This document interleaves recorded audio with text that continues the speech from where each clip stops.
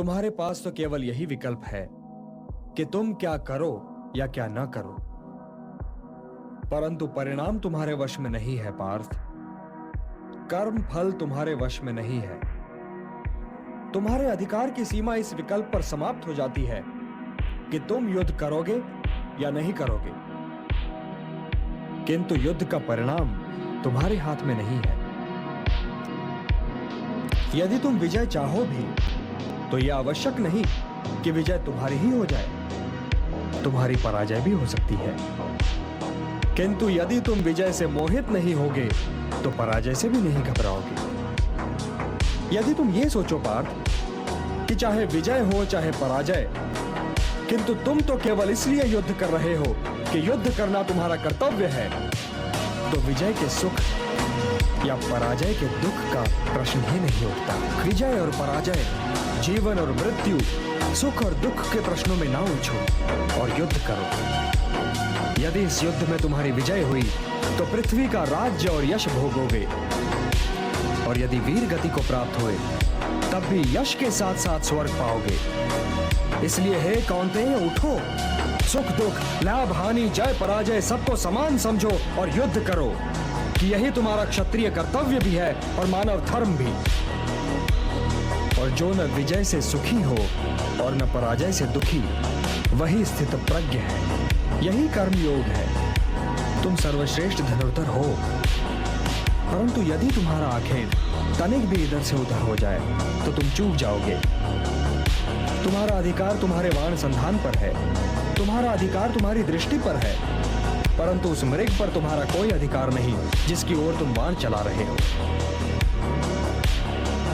हे धनंजय, सत्पुरुष कभी अपने अधिकारों की सीमा का उल्लंघन नहीं करते।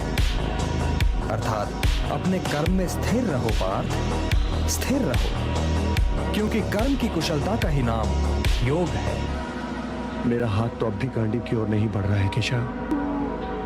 मेरी समझ में तो अब भी ये नहीं आ रहा है कि इस युद्ध से लाभ क्या होगा। तुम ये निर्णय केवल इसलिए नहीं ले पा रहे हो पार्थ कि तुम इस क्षण को केवल व्यक्तिगत लाभ और व्यक्तिगत हानि के तुला में तोल रहे हो। यही तो मोह का बंधन है पार्थ, यही तो तुम्हारे शोक की जड़ है, और इसीलिए तुम्हारा ये कायर, पलाय और कलंक में डुबोने वाला शोक न तुम्हारे हित में है और न ही समाज के हित में। यह शोक न वर्तमान के लिए शुभ है और न ही भविष्य के लिए। लाभ और हानि की इस कामना में न भटको पार्थ, न भटको, केवल कर्म करो, कर्म। हे पार्थ, सामान्य पुरुष विषय का ध्यान करता है और विषय का ध्यान उसे आसक्त बना देता है। इस आसक्ति या लगाव से काम का जन्म होता है। जब काम की पूर्ति नहीं होती तो क्रोध उत्पन्न होता है। जब क्रोध उत्पन्न होता है तो विषय के प्रति मोह और बढ़ जाता है, और जब मोह और बढ़ जाता है पार्थ, तो सोचने की शक्ति भटक जाती है। जब सोचने की शक्ति भटक जाती है तो बुद्धि का नाश होता है, और जब बुद्धि का नाश होता है तो मनुष्य का सर्वनाश हो जाता है। और हे कुंती पुत्र, तुम्हारा ये मोह तुम्हें बुद्धि के विनाश की ओर ले जा रहा है। तनिक सोचो पार्थ कि जिसके पास बुद्धि ही ना होगी उसे शांति कैसे मिल सकती है।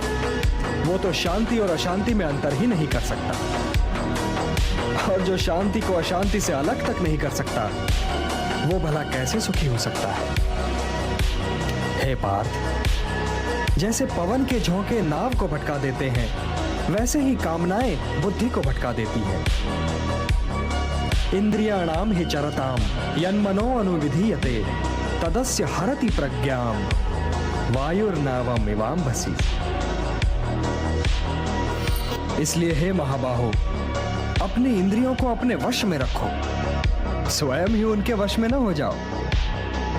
पार्थ, ये बात ध्यान से सुनो और समझो कि जब संसार सोता है तब मुनि जागता है, और जब संसार जागता है तब मुनि सोता है।